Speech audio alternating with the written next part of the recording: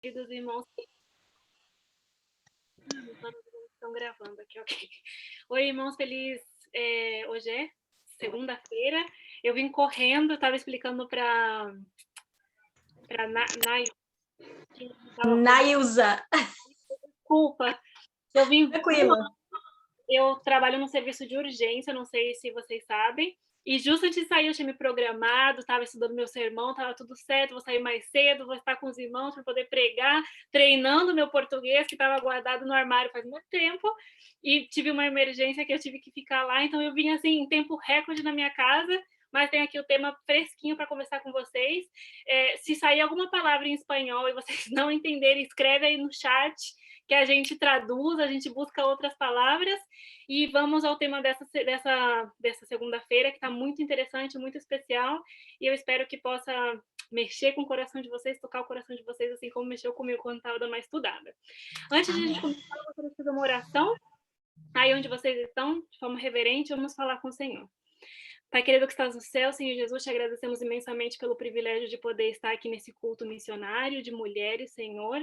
O Senhor sabe que nosso coração está sempre aberto e disposto a te servir, que o Senhor também sabe que todas as nossas habilidades, nossos dons, nossos talentos, a gente oferece e coloca na sua mão, Senhor, para apressar a tua vinda, Senhor.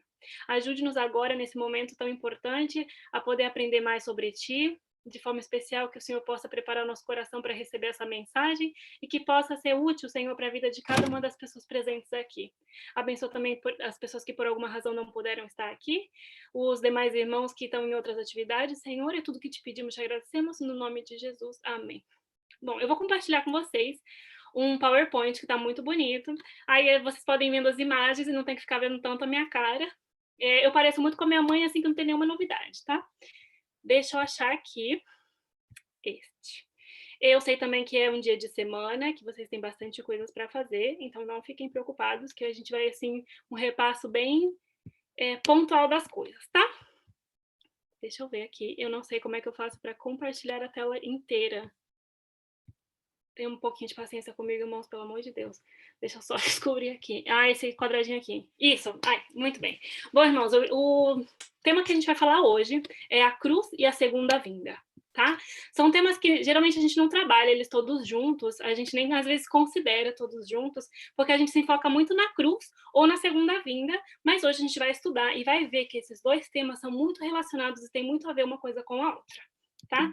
E para começar, eu queria que a gente relembrasse e voltasse um pouquinho no tempo no livro de Mateus, capítulo 16, versículo 21, e também no Mateus 17, 22 e Mateus 20, 18, não sei se vocês lembram, mas nesses versículos, nesse capítulo, Jesus, ele sabia que antes que a morte dele estava chegando e que ele precisava, sentiu a necessidade de preparar os discípulos para a morte dele. Por quê? Porque ele sentia, falando com os discípulos, que esse momento não ia ser tão fácil e também sabia que os discípulos, por mais que eles estivessem passando tanto tempo com Jesus, estivessem acompanhando os milagres de Jesus, eles ainda não tinham aprendido ou entendido todas as nuances, todas as lições que Jesus queria passar para eles.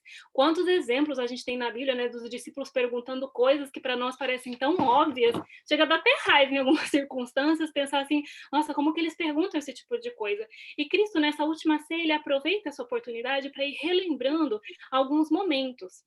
E passar alguns ensinamentos que iam ser importantes antes que os discípulos tivessem, antes de que Jesus morresse e tivesse que subir ao céu e deixar os discípulos sozinhos aqui na terra, entre aspas, né?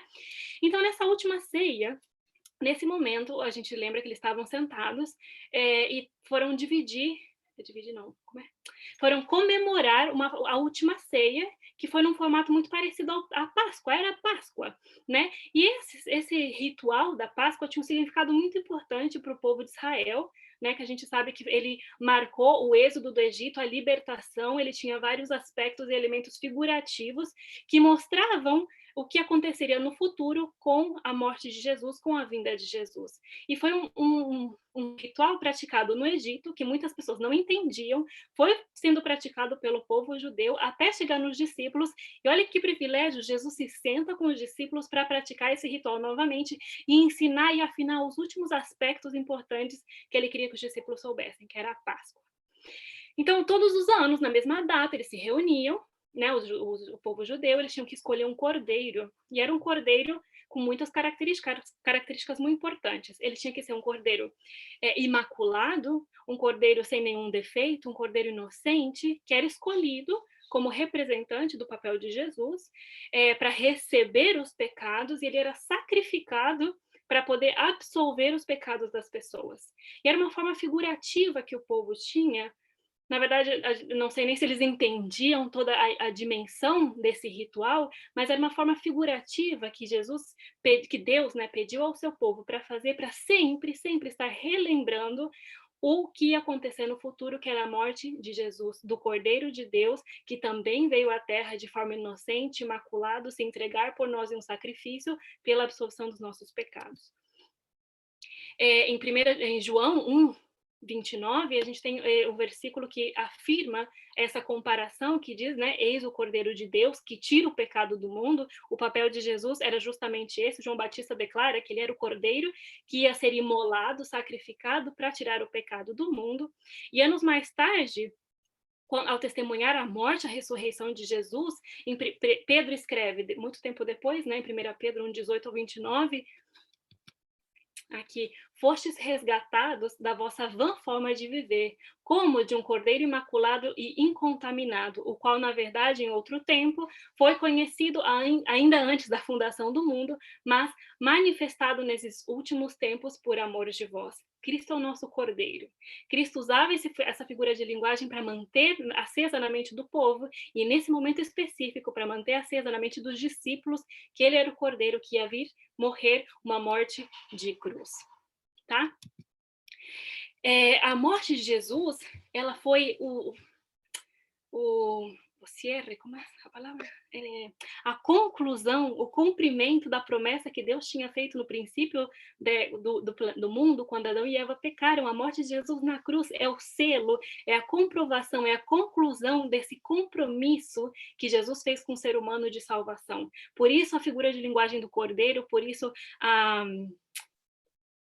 a celebração da Páscoa, durante muitos séculos, o símbolo associado com a salvação era o Cordeiro.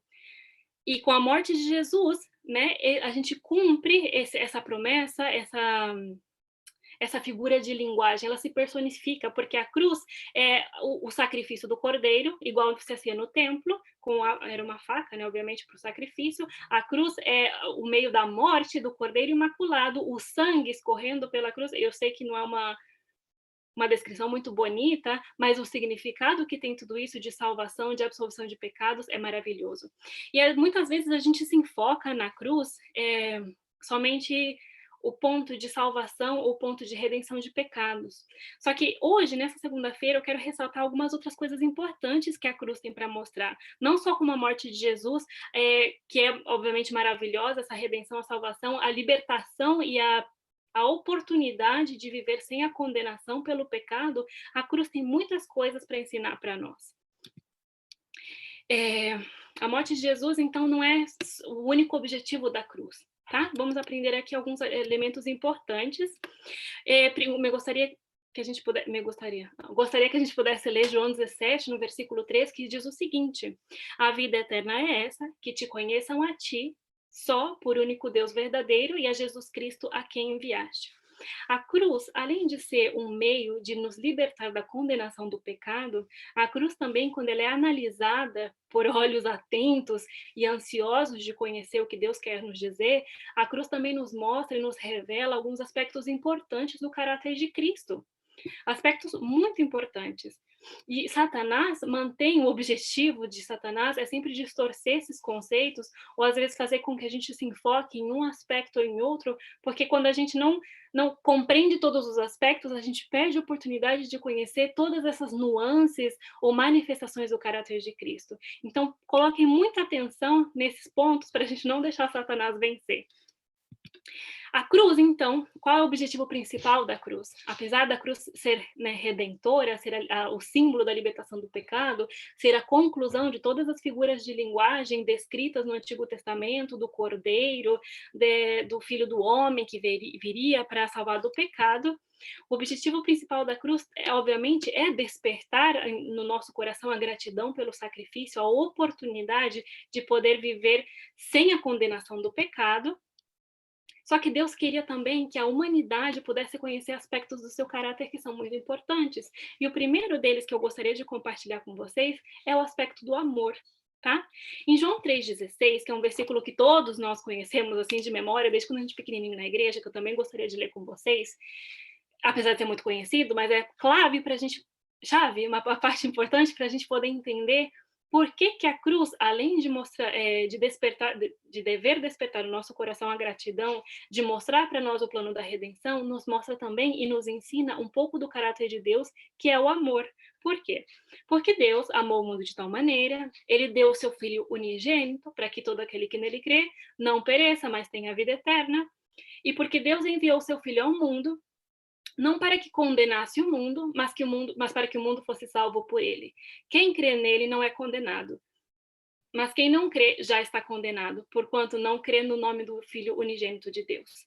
Por que vocês acreditam? Eu não sei se eu posso abrir esse espaço para a gente discutir, mas se alguém quiser comentar, por que vocês acreditam que um dos aspectos da morte da cruz que Deus quer nos ensinar é o amor? Alguém quer compartilhar a sua opinião? Eu gosto de ouvir as pessoas. Tá bom. Bom, então vamos analisar, já que ninguém quer opinar. Primeiro, Deus mandou o seu Filho unigênito. Então temos uma divindade que manda uma outra divindade à Terra para vir morrer uma morte de cruz, que sabemos que não é uma morte bonita ou uma morte assim muito honrosa. Deus manda uma pessoa para vir morrer uma morte de cruz para salvar pecadores, para livrar pessoas, as próprias pessoas que colocaram Jesus na cruz, por essas mesmas pessoas que Deus enviou seu filho para morrer. Que prova de amor maior a gente pode encontrar em alguma outra história, em algum outro lugar que não essa, de você mandar o seu próprio filho para morrer em prol de pecadores, de pessoas que inclusive chegaram a rejeitar Jesus, e que prova de amor incondicional também de Jesus, que aceitou vir aqui, viver uma vida humilde, sem absolutamente nada do que ele poderia ter no céu, vir aqui e morrer por nós e ser rejeitado, ser humilhado, cuspiram em Jesus, bateram em Jesus e ser crucificado numa cruz que era uma morte dedicada a pessoas marginalizadas da sociedade, eram criminais, assassinos, ladrões, pessoas não gratas para a sociedade nesse momento, e Jesus veio até a Terra para viver, nascer numa estrebaria e morrer uma morte de cruz para poder salvar pecadores que rejeitaram Jesus, que cuspiram em Jesus e que preferiram a libertação de Barrabás ao invés de Jesus. Que prova de amor maior a gente precisa para saber que a cruz revela esse aspecto importante do caráter de Cristo, que é o amor, um amor incondicional, um favor que é oferecido às pessoas sem nenhum requerimento, sem nenhuma condição. Cristo oferece esse amor de forma incondicional. E isso é muito bonito porque é um amor muito diferente ao amor que nós temos. O nosso amor é cheio de condições, o nosso amor, ele precisa de retorno para seguir crescendo, o nosso amor, ele tem altos e baixos, o nosso amor inclusive acaba, mas o amor de Cristo é eterno. E outro aspecto importante que Cristo queria trazer para nós também, com a morte da cruz, está nesse versículo em Marcos, capítulo 9, 36 e 37, que diz o seguinte, eu gostaria de ler com vocês. Que Cristo estava ali com os discípulos e ele traz uma criança, coloca a criança no meio deles e tomando a criança no braço, ele diz: qualquer que receber uma criança tal como esta em meu nome, a mim me recebe. E qualquer que a mim me receber, não recebe a mim, mas ao que me enviou. Cristo estava mostrando nesse momento essa criança, porque previamente os discípulos estavam ali todos juntos, discutindo quem era o mais importante, ou quem era o discípulo que Jesus escolheria para ser o seu braço direito, a pessoa importante no reino de celestial que Deus instauraria na Terra. Mais uma prova de que os discípulos, apesar de estarem em comunhão com Deus tanto tempo, eles não entendiam qual era o papel de Jesus e qual era o objetivo de Jesus. E estavam discutindo posições terrenas ou posições de importância e hierarquias dentro do reino de Deus, claramente não estavam entendendo absolutamente nada, e Cristo faz uma comparação com as crianças, né, de como receber as crianças, de como elas são humildes, como elas são inocentes. Cristo estava querendo ensinar para eles a humildade, a pureza. Cristo queria mostrar para os discípulos que se eles realmente conhecessem a Deus, se eles realmente tivessem escutado de forma atenta e aberta o que Jesus vinha ensinando em tanto tempo que eles estiveram juntos, essa discussão, eles iam se dar conta que essa discussão não tinha o menor sentido, porque dentro do reino de Cristo não existem hierarquias, existem pessoas humildes, existem pessoas dispostas a servir. E a cruz, aí a gente pode se perguntar, e onde é que tem humildade na cruz? A cruz ensina também a humildade de Deus como um ser divino, não, que baixou do céu e veio para a terra, um ser divino que Deus tranquilamente podia olhar e falar assim, nossa, essa terra cheia de podridão, de gente malvada e cruel, eu vou deixá-la aqui no cantinho, eu crio outra terra. Ou Jesus podia, não, vamos criar um plano alternativo, talvez a gente possa mandar um anjo, a humildade de Jesus de mandar o seu filho e Jesus aceitar vir à Terra, viver uma vida tão humilde, nascer entre animais. Não, hoje em dia nem ninguém de nós nasce entre animais. Jesus veio, nasceu entre animais, numa estrebaria, numa cama de palha. Que humildade maior é essa? Que você se entregar por amor e aceitar viver em certas condições por amor. E condições tão humildes. A cruz também nos mostra a humildade. Em Filipenses capítulo 2, no versículo 5 e 8, diz o seguinte: seja a atitude de vocês a mesma de Cristo Jesus, que embora sendo ele Deus, divindade, morando no céu com todo o poder e glória, ele não considerou ou não queria ser igual a Deus, não considerou que ser igual a Deus era algo que ele devia se apegar, que ele devia se enfocar, mas ele se esvaziou de si mesmo e veio aqui na terra ser servo, se tornou igual aos homens, ou seja, ele baixou do seu pedestal divino na hierarquia celestial e veio ser igual a nós, pecadores, mundanos, condenados, e sendo encontrado nessa forma humana, ele se humilhou a si mesmo e foi obediente, apesar de todas as provações, até a morte, e a morte de cruz. Que maior prova de humildade que é essa? E o objetivo de Cristo é justamente ensinar isso para nós também, a humildade, amor e humildade. São dois conceitos importantes que muitas vezes, talvez você já tenha analisado dessa forma, eu te felicito por isso, mas às vezes a gente sempre se enfoca, eu pelo menos sou adventista desde berço, e a cruz sempre foi para mim um símbolo de salvação, de redenção, de libertação do pecado, e tá certo isso, justamente, esse é o objetivo da cruz. Só que a cruz também tem o objetivo de mostrar aspectos do caráter de Cristo. E que adjetivos melhores do caráter de Cristo que o amor e que a humildade. O amor pela entrega incondicional para salvar o pecador e que ainda, em mostra de tanto sacrifício, recusa aceitar o pedido de Deus, anda contra as coisas que Deus te pede, e humildade de uma pessoa que se entrega, que vem para servir e salvar pessoas. Jesus também deu um exemplo do que significava viver esses princípios. A gente sabe que na última ceia eles fizeram toda a celebração. Posterior a isso, Jesus se levanta, se senta, se ajoelha perante os discípulos, agarra um vasinho, um pratinho e começa a lavar os pés dos discípulos. E isso é surpreendente porque nesse momento a gente sabe que esse tipo de prática, essa não prática, esse ritual era reservado para os servos, para as pessoas que trabalhavam na casa das pessoas, não um convidado especial, muito menos Jesus, que era o centro ali dessa celebração. Então Jesus ele vem, senta no pé dos discípulos, imagina os discípulos andando com as sandálias num lugar tão poeirento no deserto, imagina como é que estavam os pés dos discípulos nesse momento. Jesus se senta e pega o pé dos discípulos e lava o pé dos discípulos. E nesse momento ele estava concluindo de forma muito prática, de forma de exemplo, o que ele queria ensinar para os discípulos antes de partir, que a única forma de você estar perto de Cristo é sendo humilde. A única forma de aceder ao reino eterno é pelo meio do amor e pelo meio da humildade. Né? A humildade que Jesus demonstrou nesse momento, eles deveriam praticar.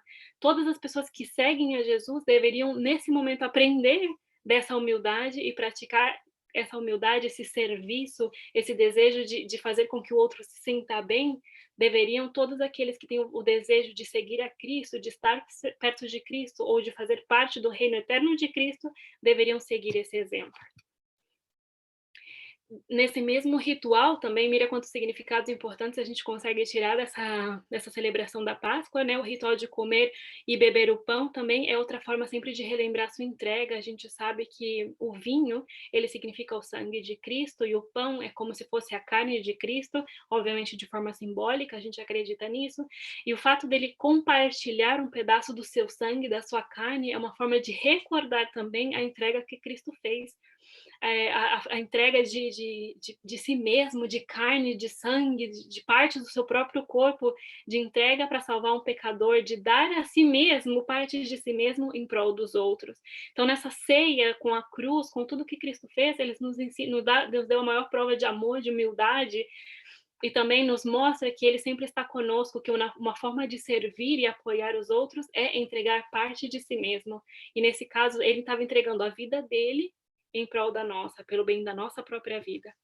A nossa igreja segue celebrando esse mesmo ritual até hoje. A gente faz a celebração da Páscoa em memória de Jesus, em memória do seu sacrifício.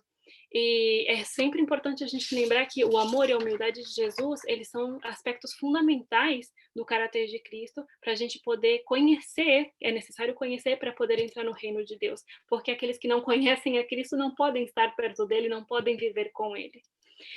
E agora vocês podem estar perguntando, e o que tem a ver a cruz com o retorno de Jesus? A gente também, outro ponto importante, a gente nem sempre associa a morte da cruz ou a cruz com a volta de Jesus. A gente sempre se enfoca na cruz como o método de liberação da condenação, como a salvação, como a redenção, só que eu, pelo menos, nunca vi a cruz associada com essa imagem, por exemplo, que vocês veem aqui. Só que ao morrer Cristo por nós, aqui nesse versículo, em 1 Coríntios 11, 26, diz o seguinte: porque todas as vezes que vocês comerem desse pão e beberem do cálice, anunciam a minha morte, a morte do Senhor, até que ele venha.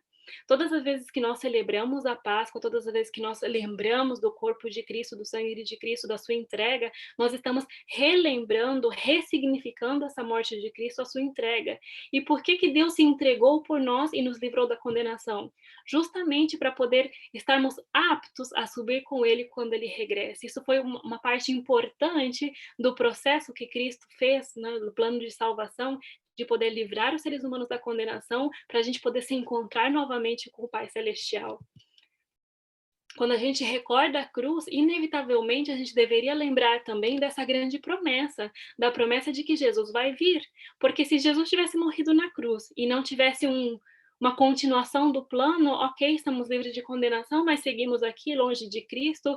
Qual seria o sentido, o significado da gente de lembrar da morte de Cristo, da entrega de Cristo, se a gente não pode se unir e reencontrar a Cristo? Por isso, a cruz também, quando a gente olhar para essa imagem da cruz que está aqui, está bem bonita essa foto, a gente tem que levantar os olhos e olhar também para o céu, e sempre lembrar que a cruz nos permite, ela foi o passaporte, o preço pago, que Jesus pagou por cada um de nós, para a gente poder se reencontrar em um futuro muito breve, se Deus quiser, com o nosso Pai Celestial. Jesus está esperando esse dia, acredito que com muito mais ansiedade que nós, onde a gente vai poder ter parte com ele, onde a gente vai poder comer e beber de forma obviamente figurativa com ele no reino dos céus, ser partícipes desse amor, dessa humildade, estar perto dele. Obviamente, quando a gente estiver lá, essas simbologias já não vão precisar mais ser feitas, os rituais, porque a gente vai estar em contato pessoal com Cristo, vamos poder vê-lo face a face e aprender do caráter dele sem observar imagens ou símbolos ou rituais. Vamos poder aprender do seu caráter de amor e de humildade frente a frente com ele, atuando com ele. Por isso que a cruz de Cristo e a vinda de Jesus estão imensamente relacionadas, deveriam ser vistas sempre pelo mesmo ângulo. Já porque também, ao analisar a cruz e conhecer o caráter de Cristo, aprendemos a viver como Cristo, e aí podemos, não abrimos nosso ingresso, mas ao aprender a viver como Cristo, nos parecemos a Cristo, e assim, dessa forma, estando perto de Cristo, podemos fazer parte do reino eterno, do reino dos céus. Jesus vai vir buscar a gente. Em algum momento ele vem. E cada dia que passa uma notícia, olha tudo que a gente está vivendo nesse ano de 2020, 2021, quantas notícias ruins. Cada dia que passa parece que vem mais uma confirmação bíblica dos tempos do fim. Jesus está cada dia mais perto de chegar, Jesus está vindo, eu tenho certeza disso. E o nosso Salvador vai vir nos buscar. Nós somos salvos pela morte na cruz. Deus está intercedendo por nós nesse momento, e eu tenho certeza que Ele está de forma urgente, está assim como desesperado para vir nos buscar. Por isso nós temos que viver gratos pelo sacrifício de Cristo, temos que viver também comprometidos com esse retorno, temos que estar sempre vivendo segundo os ensinamentos que Cristo nos deu, amando o nosso próximo, amando a Cristo, aprofundando-nos nesse amor tão forte, tão profundo. É difícil amar as pessoas nesse mundo hoje em dia, é muito difícil também, às vezes, entender o amor de Cristo quando todas essas coisas tão ruins estão acontecendo. Eu não sei que dificuldades vocês tiveram nesse ano passado, nesse ano eu estou segura que ninguém aqui está passando super bem o ano, então é difícil às vezes a gente entender que amor é esse, olha tudo que está acontecendo, como que eu vou ser humilde, como que eu vou me deter a viver em serviço, sendo que eu estou passando tantas necessidades, cada dia uma coisa pior, mas a volta de Cristo está perto, Jesus prometeu, cada dia é um cumprimento da sua promessa, por isso eu queria falar para vocês viverem, buscarem como se fosse o último dia. Jesus está chegando. Vivam a humildade, vivam o amor, se preparem, porque eu posso garantir para vocês que a promessa de Jesus está quase para ser cumprida. Jesus vem.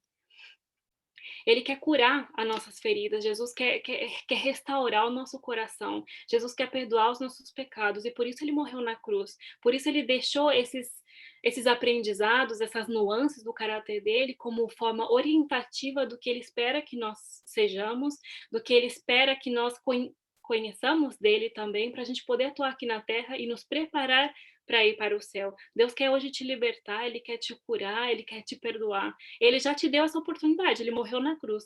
Basta hoje você aceitar. E Ele oferece para cada um de nós uma vida cheia de futuro, de esperança, uma vida para poder morar ao lado de Cristo, uma vida para poder morar no céu. Quem de nós, se alguém me oferecesse agora, tipo, você quer ir para o céu agora? Deixar esse mundo horrível, cheio de doenças, de gente morrendo e ir para o céu agora? Eu não sei vocês, mas eu ia assim, já, vamos, não quero nem saber. Cristo é isso que Cristo está querendo oferecer para você, um futuro cheio de esperança, em um lugar bonito, um lugar perdoado, um lugar cheio de amor, de serviço, de humildade. Eu queria perguntar para vocês se vocês têm o desejo de aceitar essa oferta tão cheia de amor. Eu sei que às vezes é difícil a gente sentir ou viver certas coisas, eu acho difícil às vezes amar as pessoas, servir as pessoas, mas essa é a única forma de poder ser partícipes do reino eterno. E Cristo nos está invitando hoje, olhem para a minha cruz, olhem para a minha promessa, eu cumpri a promessa, eu vou chegar, eu vou voltar, aprenda de mim, viva como eu vivi e você pode subir comigo. Eu queria perguntar para vocês hoje, vocês aceitam viver essa oferta, vocês aceitam viver esse desafio cheio de amor? É um desafio, viver em amor e humildade é um desafio. Deus tem um plano muito bonito para a vida de cada um de vocês.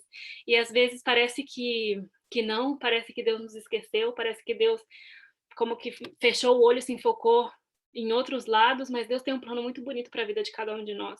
E se não for para ser realizado aqui na terra, eu posso assegurar para vocês que o plano de Cristo é a salvação de cada um de nós, é levar cada um de nós para o céu, para morar num lugar muito melhor, onde a gente não vai ter que perder pessoas queridas, a gente não vai ter que passar necessidades, a gente não vai ter que ficar doente, a gente não vai ter que ver tanta tristeza, tanta dor e tanta angústia. Coloquem sobre Deus hoje, sobre Jesus. Aceite esse desafio de viver em amor e viver em humildade. Enfoque-se na cruz e na segunda vinda de Cristo e coloque sobre Jesus todas as angústias que vocês têm, todas as dificuldades. Orem comigo agora e falem com Cristo, porque às vezes é difícil a gente entender esse amor, às vezes é difícil a gente amar as outras pessoas, é difícil viver em humildade, é difícil servir como Cristo serviu. Às vezes também a gente acaba se esquecendo dessa entrega que Cristo fez, do vinho, do pão, do corpo de Cristo que ele entregou por nós. Eu queria convidar vocês para aceitarem esse desafio, mesmo em uma situação tão complicada, um ano tão difícil. Eu acredito que é assim o fim da história da humanidade. É difícil, é um desafio. Eu queria convidar vocês a aceitarem esse desafio de mudança, de aceitar Jesus na sua vida, de solicitar agora, assim, de forma aberta: Senhor, é muito difícil, eu não vejo às vezes saída. Honestamente, eu nem tive tempo às vezes de pensar na cruz, o que dirá na sua vinda. Me ajuda, Senhor, a lembrar do teu amor, da tua salvação, do seu sacrifício. Me ajuda a lembrar que eu não sou mais condenada pelo pecado e que por meio da cruz, da libertação, eu posso viver uma vida de amor, de humildade e esperando a Cristo voltar. Vocês aceitam esse desafio? Aceitam? Eu vou deixar de compartilhar minha pantalha e eu vou orar com vocês agora. Eu queria ver, tem uma reação aqui do Zoom. Eu quero saber quem aceita o desafio. Ou me mostra o dedinho na câmera, ou mostra uma reação aqui do. Esse aqui, ó. Quem aceita o desafio de viver com Cristo, viver em humildade, viver em amor? Muito bem, agora sim, nossa, que alegria. Bom, vamos orar então. Pai querido que estás no céu, Senhor, te agradecemos por esse repasso desses ensinamentos que o Senhor nos deixou. Senhor, te agradecemos pelo privilégio de poder escutar a tua palavra.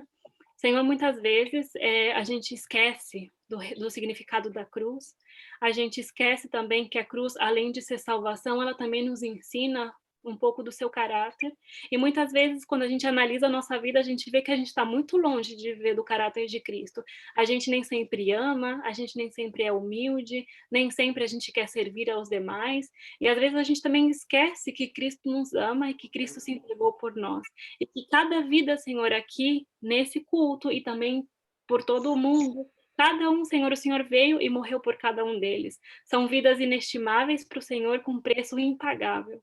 Nos ajude, Senhor, a aceitar o desafio de viver perto de Ti, de viver uma vida de amor, de amar o nosso próximo, de lembrar da humildade de Cristo, de sermos humildes e sermos também servidoras, Senhor, de Cristo.